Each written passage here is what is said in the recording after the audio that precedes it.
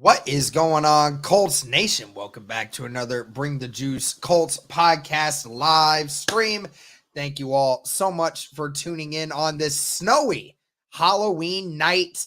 Definitely a strange weather day and definitely leads to some great conversation tonight. Joining me today is my friend Drake, co-host of the Horseshoe Huddle podcast. Drake, how are you doing tonight, my friend? I'm doing wonderful. It's a very weird Halloween, man. I'm kind of glad that I'm not a kid out there trying to tough it out for some candy. It's going to be hard chewing and everything else. But hey, I hope everyone's out there safe. And if you are trick or treating with your kids or your little ones, hope you're having a good time. Yep. And so, but otherwise, we're just in here wallowing our sorrows away over the Colts not doing a single thing at the trade deadline. So, it is what it is. But yeah, we're gonna talk about that here today. But shout out to the almost 50 people in here already. Be sure to like the stream, guys. Helps to get out to more people. Be sure to comment, be sure to subscribe, all that great stuff. Thank you guys so much for all the support. But as I said, guys, trade deadline is here. And there were some moves that happened today. A couple big ones across the NFL. But I think to most people's surprise, Drake, nothing really to report on for the Indianapolis Colts. The only really depth that you saw was them basically signing guys off of practice squads and at the offensive line, and that was pretty much it. Yeah, and it's just a team that I think that even when Anthony Richardson was healthy, you're walking into this season saying the expectations are pretty much gone. All right. You're just trying to do your best to develop this alien quarterback that needs the experience and he needs to be molded like a piece of clay. Along with guys like Josh Downs who are rookies, guys like Blake Freeland who have had an alarming amount of starts for being a swing tackle and for being that fourth round pick. Blake Freeland has literally had to face the freaking best pass rushers already in the NFL. So you're looking at a young team that I don't think the expectations are too high on, but I do think that after Richardson got hurt, I think that it took the wind out of a lot of Colts fans' sails, and so Mm-hmm. I think they were really hoping for some moves along the trade deadline, and if not for to try to at least push for a seventh seed, sixth seed playoff spot, at least maybe get a young guy like a young cornerback who I had a couple in mind that they should have gone after that you could build the team around for the future. Yeah, like you said, the expectation of the team was low from the get-go. Yeah. And of course, we've seen from all these injuries and everything, it's just piled on for the Indianapolis Colts this year. I'll tell you the one person that I am the most sad for, and that's Shane Steichen. What he's had to endure this year. I mean, his guy at quarterback, who I'm sure was extremely excited to watch him play, out for the year. Jonathan Taylor not ready to start the year. And then, all of these injuries that just keep piling up and piling up. And this team that's trying to win a game and it's just not going the way that they want to right now. I mean, and unfortunately, you have a lot of people reflecting how the season is going on Shane Steichen, which I think is a completely non-valid argument given, everything else that's happening. But as far as we go with that, we'll leave it at that. It's another discussion for another day. But and also for people who are in here and are, going to continue talking about, the coaching staff and the executives that may not be in the future plans for this organization. I am putting a video up right now. So be sure to tune in. I don't know if it's going up tonight or tomorrow afternoon. Just keep an eye out for that one. But as far as like players go, I mean, Drake, I don't know of many players on the Colts that were potentially being sold. I mean, I know that Zach Moss had a bunch of phone calls made about him.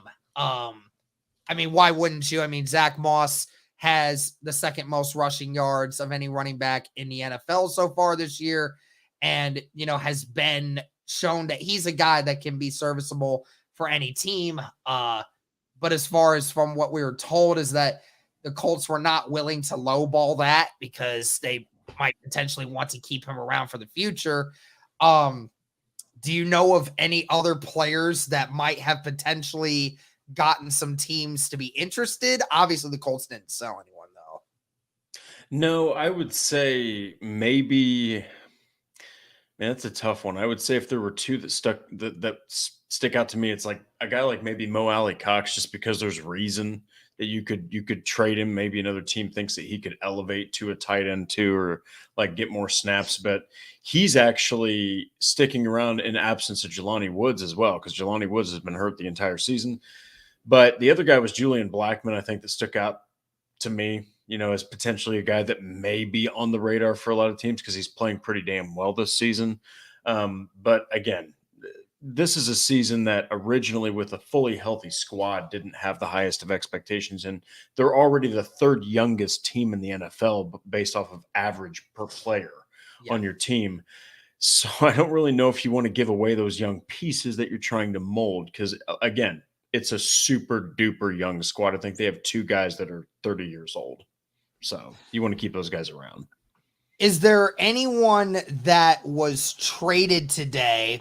Don't include guys that weren't traded. Of any of the guys that got traded today around the league, was there any one of them that you sat back and was like, dang, I wish the Colts would have done that?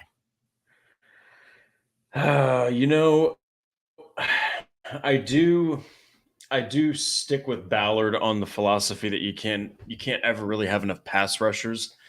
And I do think that a guy like Chase Young would have been a pretty wonderful addition. I think that he needs a new team, he needs a new system, he needs a new role.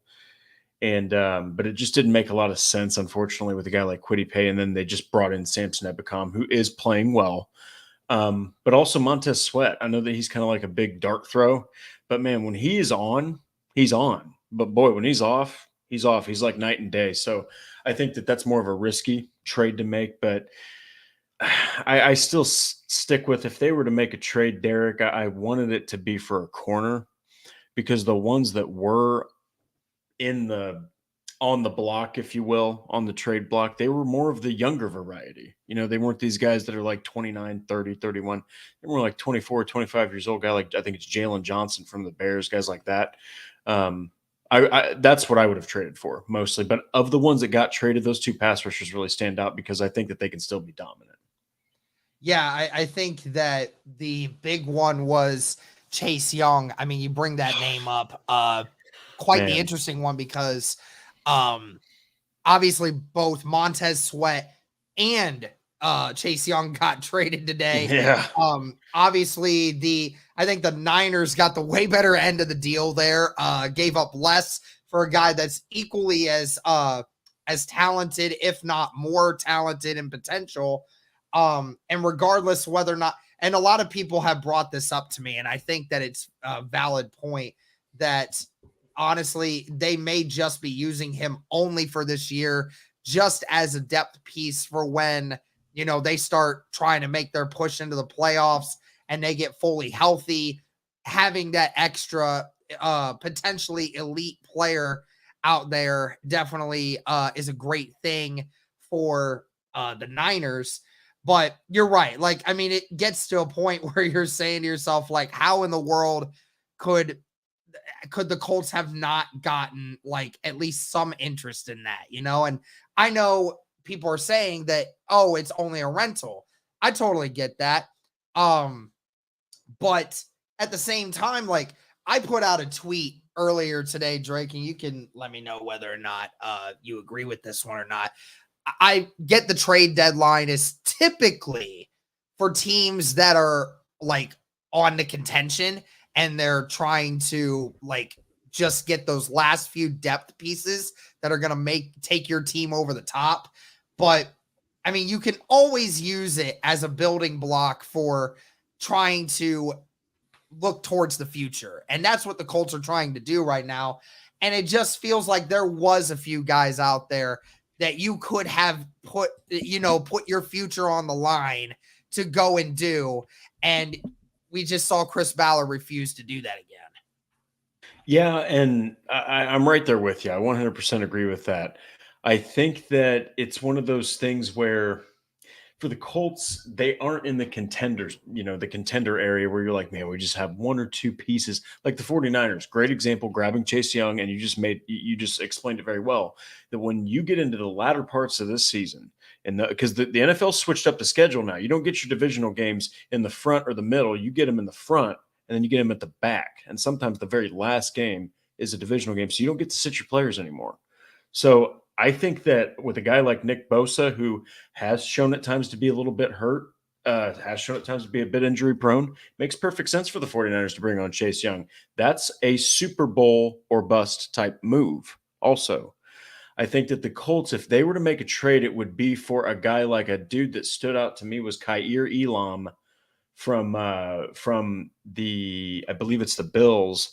And then even another guy, Rasul Douglas from the Packers, a defensive back. Those are a couple defensive backs. One's 28 or 29, Rasul Douglas, but Kaiir Elam's 22. And, he was one of those guys that I think would have been in play if the Colts would have made the right offer. So the only reason the Colts would have traded Derek is because they wanted to get a young piece, and they might trade to a contender that needs that more veteran piece. And the Colts would be willing to say, all right, this guy's not a long-term guy, so we're going to give him to you. We'll take your younger piece and let him mold. But I just wish that they would have at least made, if they were to make a trade, I think it should have been for a defensive back, because man, against the New Orleans Saints, a lot was shown to the NFL about the Colts, and it's not really good. So absolutely. Big J with the $2 super chat. Thank you. You believe this could be Gus Bradley's last year. Ironically enough, I made a video about that just now. It's going up either tonight or tomorrow. So be on the lookout for that. In short order, yes. It just depends on a couple different things, but we'll get into that for another time. But yeah, Drake, call me an optimist or call me a guy that is going way over the top here.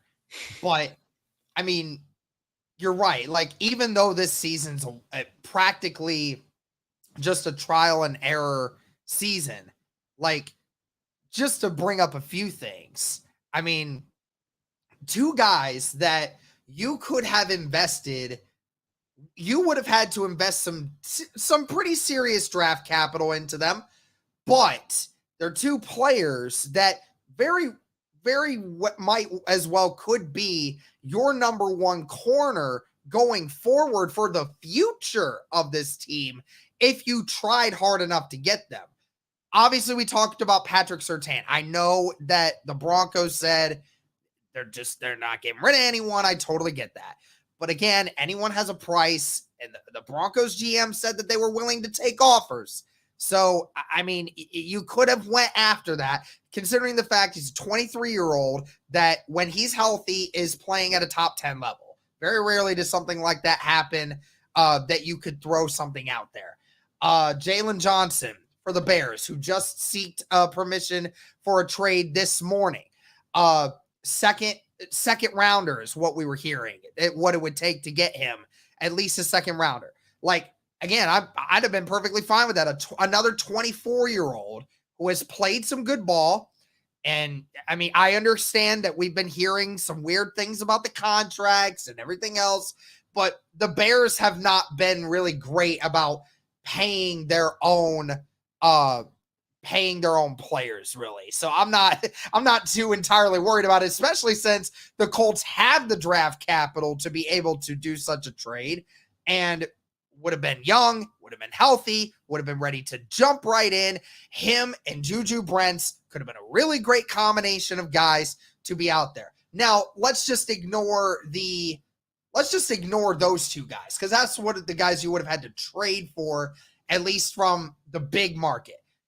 There were, I don't know all the names right off the top of my head, but there were some guys, like you said, Elam from the Bills, who the Bills just brought in another corner in replacement of Elam. So Elam is way more down the depth chart.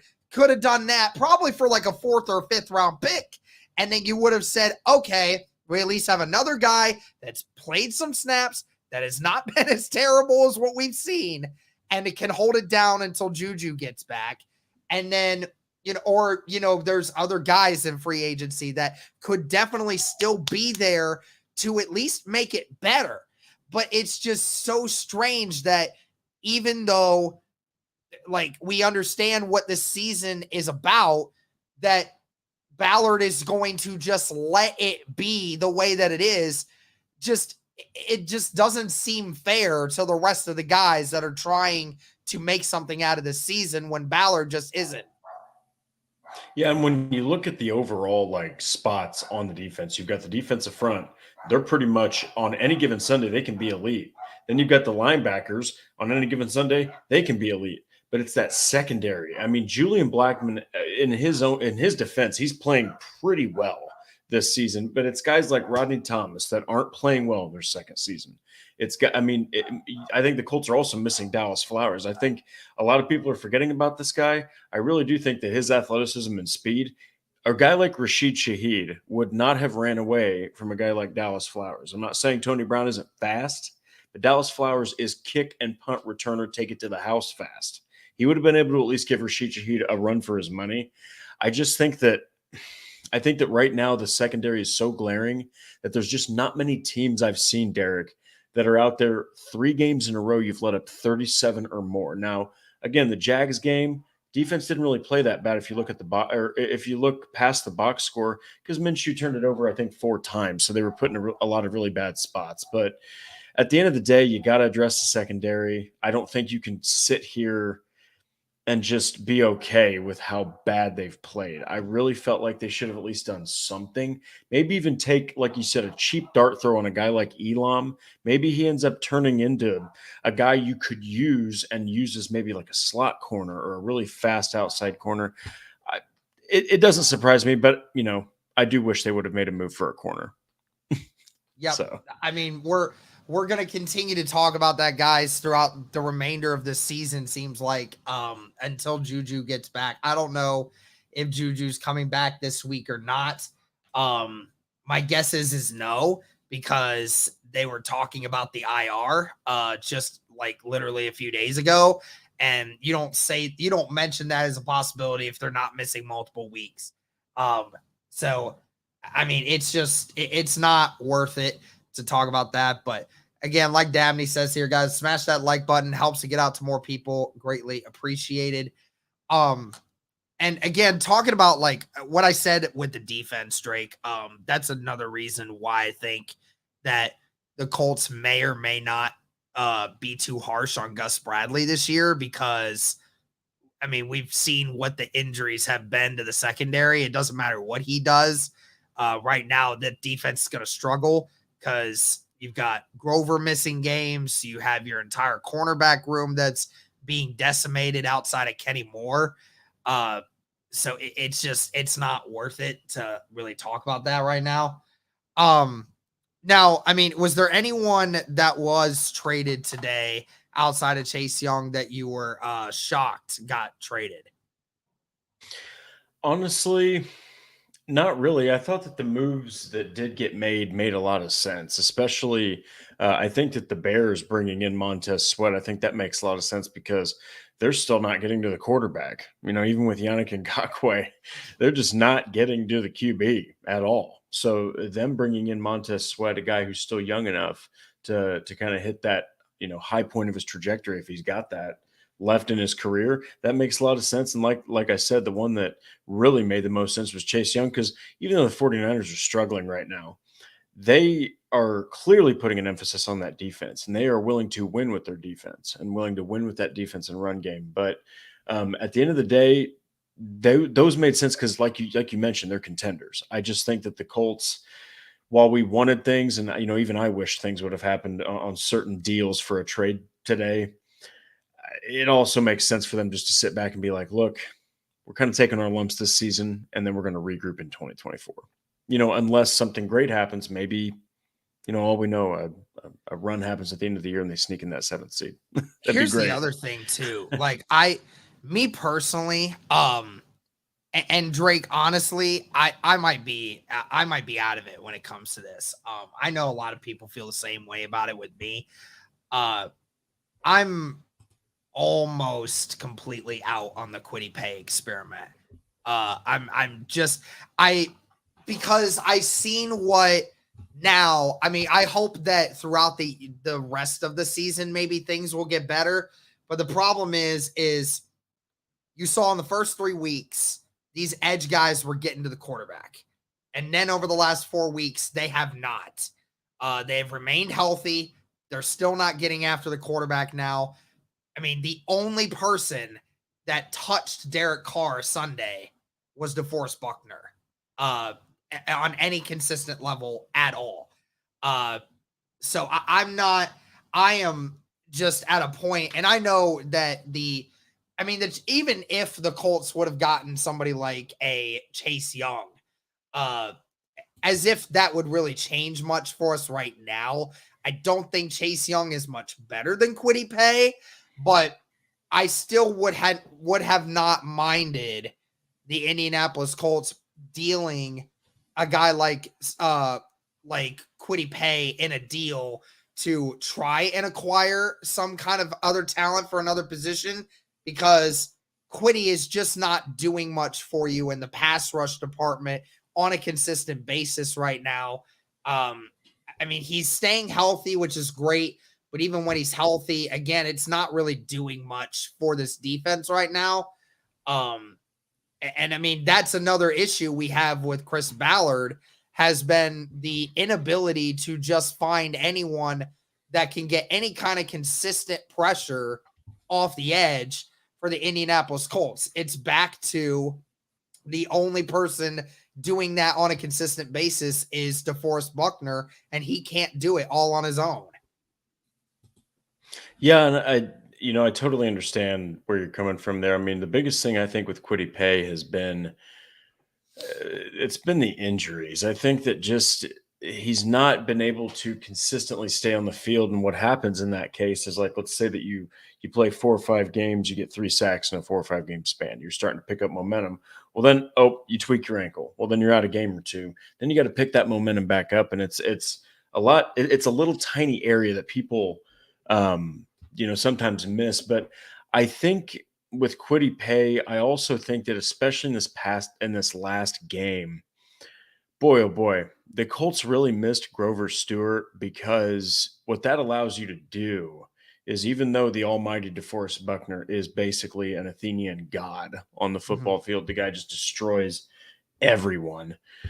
You can double team him now. A guy like Taven Bryan, not really a threat in the run game. Dio Dengbo didn't play nose tackle. They didn't switch him over. So they were able to really double team Buckner a lot. And I think that it just really negated that pass rush too. So I think that when you do have the full talents of a guy like Stewart and Buckner, it's going to help a lot. But I'm right there with you in the aspect that, you're getting to the point where, if after this season Quiddy Pay, let's say week 17 or week 18 finishes, right, Derek, and Quiddy Pay's played 12 games and he's got 6, 7 sacks, and your team finished 6-11, you got to start asking yourself, is this guy really the answer? But if he starts putting together some better performances, I think the Colts have these next 2 games are really soft matchups between the Panthers and the Patriots. If there was ever 2 games in a row where you can get back to 500 before your bye week, it is these next two.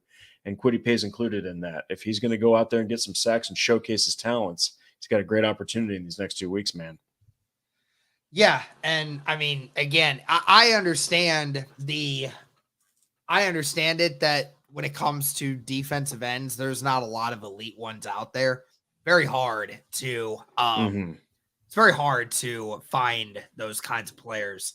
No question about it. Again, I was talking with Destin about this the other day. I said, like, for 2 years I've been praying that Chris Ballard would go and get Hassan Reddick, and he never did, when he was readily available and very cheap too, because people don't realize it. When he had that 12 sack season for the Cardinals back in, I think it was 20 was like 2019 or something. I mean, he went to Carolina the next year and got, I think it was 11 sacks with Carolina as the only real edge guy. And he was worth, I mean, they paid $6 million for him. And I mean, and then in the end, nobody else went and got him. And then he went to the Eagles. And then sure enough, he goes there. And then in the 2 seasons he's been there, I think he's gotten like 29 sacks on those 2 seasons. So it's like, I mean, there has been guys that Ballard has just flat out refused to go and get. And I mean, I get it. Not everyone's going to fall for you. I totally get it. But I mean, it's starting to get to a point where, like, if you're accepting that the defensive end position is just not going to be great for you, then you have to be elite somewhere else in the secondary. If you're not going to be really good on the defensive line and you're not going to be really good in the secondary, your defense is just infinitely going to suck. So, I mean, what are we doing here? Yeah, and I'm looking at Hassan Reddick's statistics right now, and it's actually pretty shocking how great he's played in multiple variations. So 2020 with the Cardinals, he has 12.5 sacks, 63 tackles. 2021 with the Panthers, he has 11 sacks and 68 tackles. 2022 with the Eagles, he has 16 sacks, a career high, and 49 tackles. And right now, in 8 games, he already has 6.5 sacks. So essentially, he's on pace for like 13 or 14 More sacks sacks than anyone on the entire Colts roster at this point. He is I think he's got the same number of sacks as the 2 defensive ends starting for the Indianapolis Colts altogether right now. I think Ebicom has 4 and Pay has 3. So, yeah, that's 0.5 short, but basically the same. Yeah. So, I mean, again, it's not like we're going to get somebody like that in the trade deadline. I totally get it. But I'm getting to the point where I'm tired of the only really elite guy we have is a defensive tackle that's nearing the end of his prime. And our linebacker core is elite, but that's the only thing we got. So, I mean, it's just got to get better on the defense somewhere. I hope that we figure it out one way or another. But let's kind of shift gears here a little bit. Let's kind of shift gears to the offense. Let's talk about wide receivers here, because I know that like Colts fans in general have been saying like, hey, get me the Terry McLaurin. Hey, get me the Devontae Adams, even though both of those were pipe dreams.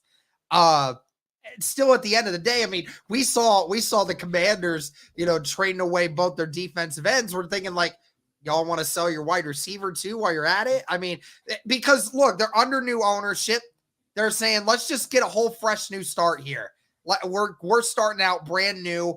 I mean, we're already giving up on everything. It seems like it just is a type of issue where, I mean, we need a number one to figure it out. But I mean, obviously not for this year, but what we're trying to do for next year with Anthony Richardson.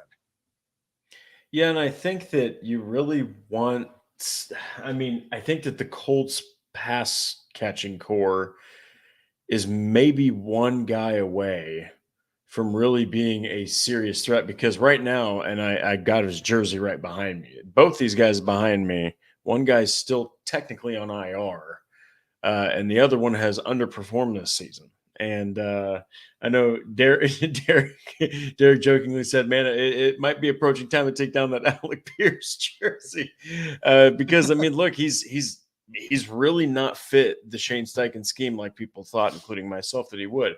So while he's being a fantastic run blocker and he's doing a great job blocking, you really wanted him to be that deep threat. And I thought that a name that really stood out to me, that's a little cheaper. He's not a 5-star receiver, like you said, like that's going to be a pipe dream, but you could have realistically maybe gotten him away from the Panthers, is Terrace Marshall Jr. I think he was like, he's like 6'2". He's 205 pounds. He's been in quarterback hell there in Carolina. You put him with a guy like Steichen and not Reich, who clearly is struggling with Carolina's offense. You put him with a guy like Shane Steichen, I thought that would have made perfect sense, and it might have even pushed a guy like Alec Pierce. So That was a pass catcher that stood out. But I'm right there with you, man. I think that Isaiah McKenzie is a he's straight up just a kick punt returner, gadget guy. And I do think that Alec Pierce right now is showing that he's more of a Zach Pascal, only with downfield ability. I think he's that blocking receiver that will get you a couple catches, but he's not going to go out there and get 60, 70, 80 catches. And I mean, in regards to Michael Pittman, I mean, I feel bad for Pittman because I think that the guy has he reminds me so much of Reggie Wayne, just with a more ability to moss people. I mean, he is a possession guy. Mm-hmm. And I just wish that it wasn't so dang hard for Gardner Minshew to be able to process where Michael Pittman is and to throw him the football. And I'll tell you this, Drake, I cannot wait for 2024 because watching Gardner play quarterback to me just gets more difficult to watch the more weeks I watch it, because especially being at that game on Sunday and listening to everyone in the crowd around me, everyone watching it, and is saying to ourselves, like, Pierce is open, sack. Pittman's open, sack. It's the same thing all the time. And it gets frustrating after a while because, we'll continue to talk about that on another day. I don't want to deviate too far away from the actual conversation we're needing to have. But, I mean, we are in, Drake, we're in the same boat we were last year, where we were asking ourselves, what's the most important thing here? A number one corner or a number one wide receiver? What one are we missing? What are we missing the most? And that is the problem, is we haven't gotten that answer yet. Now, I would say this, Juju Brents, when he's healthy, has played insanely great. Yes. But the problem is Kenny Moore is not going to be there forever. He's playing really great right now. I love what Kenny Moore has done this year. And it sucks that he's the only corner that's even salvageable at this point, but they're not even trying to attack the inside now because Kenny Moore's got that on lock. They don't have to worry about that. They can throw it to the outside. But Juju Brents I do think, has the potential to be the number one corner of this team moving forward. I'm already confident in that. But the problem is I don't know if it's Anthony Richardson or Gardner Minshew, or if I don't think it's the offensive game plan of it.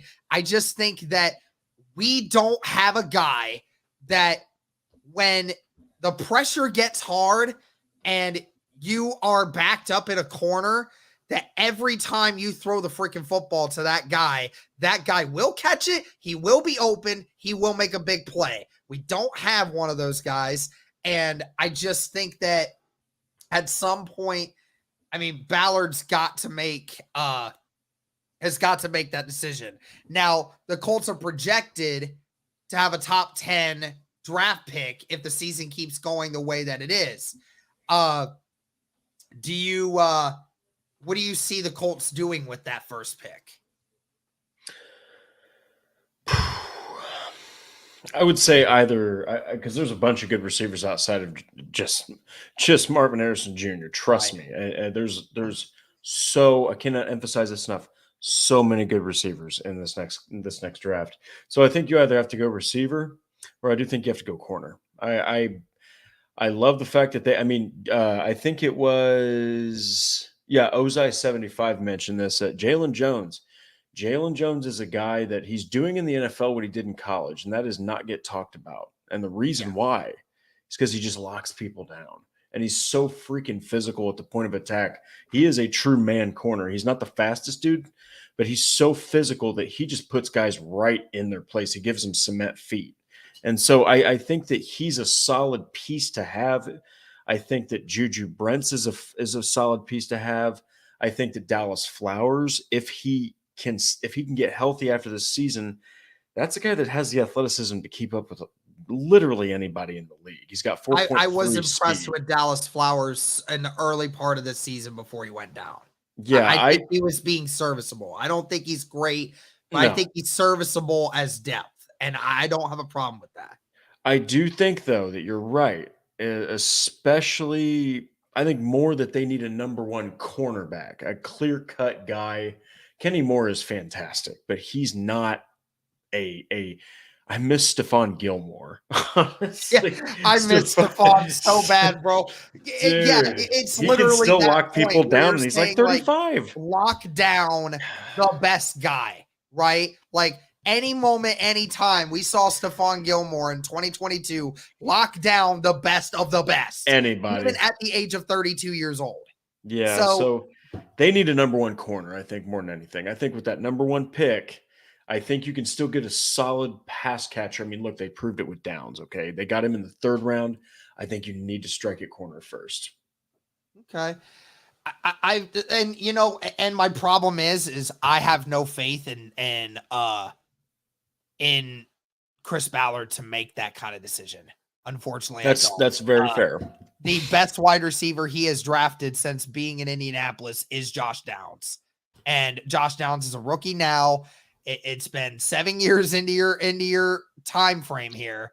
And the only guy that has shown that he can be elite is Josh Downs. And that was when Ballard broke his own archetype of a receiver, and he yes, got somebody over very or much under different 6 feet archetype. tall. Yes, very Yeah, much so. finally worked out. And I think the thing is if you are going to be in the top 10, you got to go with a guy like Keon Coleman, a guy that has that speed, that size, that ability to, you know, make the hard contested catches at an elite level, gain separation.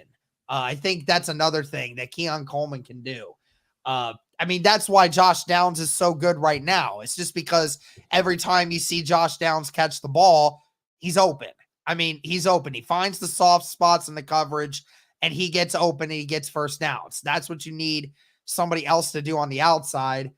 I mean, heck, if you are in the top 10, I mean, I'm calling maybe Arizona. I don't know who gets the number 2 overall pick, but I'm calling whoever has that number 2 overall pick. See if you can get MHJ.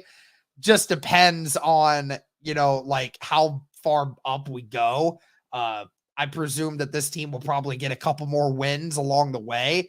Probably not as much as many as we would like now, but you know, it is what it is. I saw Gardaki's Playground say it. We shouldn't knock Minshew when we have a top 5 scoring offense. We can knock Minshew because even though we have a top 5 scoring offense, Gardner Minshew has turned the ball over 9 times in 3 weeks. That's not good. And it's clear he's taking unnecessary punishment. This offense would be scoring 30 points a game if Anthony Richardson was the quarterback of this football team right now. I'm being dead serious when I say that too.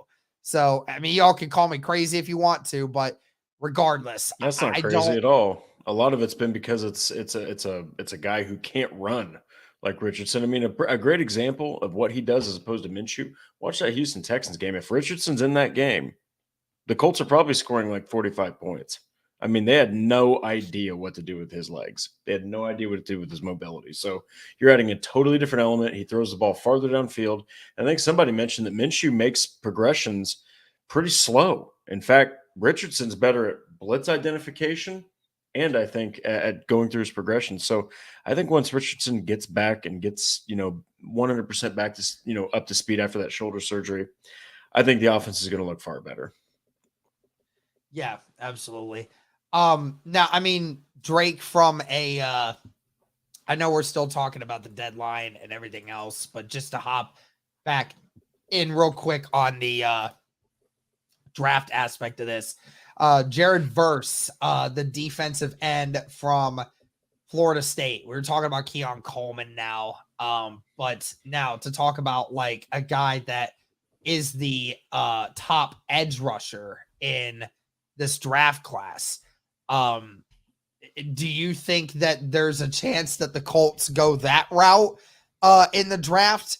If per se, like maybe Keon Coleman and Marvin Harrison Jr. go before their intended picks, you think that they would instead go with try to go back to the edge guy argument? I mean, I think they really do like Samson Ebukam. I think that they also still think that Dio Dangbo might be able to continue progressing because last year was really his rookie season. But man, I do like that because the thing about Verse is he's something that the Colts really love on the defensive front. That's versatile. He's a guy that can play pretty much any position, and so if they really thought that a guy could benefit them in multiple ways on the defensive front, nonetheless, and grow from a rookie standpoint and get a lot of snaps early on like that out of his rookie season, you might see it happen. It's just the problem is, Derek, and you know this, is that Ballard's made some good things happen at times. But the one thing that is just continuously something that he just gets nagged on, and it's true, is that he does not pull the trigger when he needs to. Sometimes he doesn't take that risk. He's just not a risk taker. I mean, even the DeForest Buckner trade seemed pretty safe. Like I it mean, made a yeah, lot a of first sense. rounder So for a guy that was one of the best defensive tackles yeah, in he the was a entire world league. eater. Yeah. Yeah. Like it makes sense. It's just I don't know if he does it in the draft. That's the thing. And you kind of wish he would, because a guy like Jared Verse would be great, especially if you're in contention and you were so bad you have a play at him. I just don't see it happening. Not until the second or third round like they did with Juju Brents. I mean, I'll say it. I mean, when it comes to I mean, when you said, I mean, you talked about it when it came to who you'd rather have to help out the Colts, a cornerback or a wide receiver at that point. I'm totally for the going after a weapon for this team. I mean, I just think once again, I'm not confident in the group that we have. I'm truly shocked that the Colts have been able to do the things they've been able to do offensively with what they have had, which Yeah. I think is another point that you can iterate to people saying like, hey, I mean, we have a top 12 offense in this league, and we've been able to do that with the weapons that we have already. But I just say to myself, like, imagine what we could do with improved weapons, like it's some of that. And obviously we haven't had Jelani Woods back yet. Hopefully we get to see him at some point this year before the end of it. From what it sounds like is he's gearing up to head back to practice here shortly, which would be really great. Would love Yeah. to get him to play a few games this year, get his feet wet heading into the off season, and then, have that big year 3 resurgence. Because I could only imagine, Drake, what Shane Steichen can cook up with a guy like Jelani Woods. I mean, that is scary. I mean, there's not a tight end that is more athletically gifted than that anyone Shane Steichen has coached up until Jelani Woods. So, I mean, it'll be interesting to say the least. But yeah, I know you said you got to get going here shortly, but yeah, I mean, I guess we can kind of top it with that. I mean, at the end of the day, we expected this Colts not to do anything. Albeit at the end of the day, doesn't really make us any happier because it's just kind of how it is when it comes to our team. We don't want to see this team struggle. And I said it in the video, Drake, that I think what is, and you can let me know if you feel this way. I feel like since there was no expectation on this team and you saw them going into week 5 being, after week 5 being 3-2 and a team that was tied for first in the division.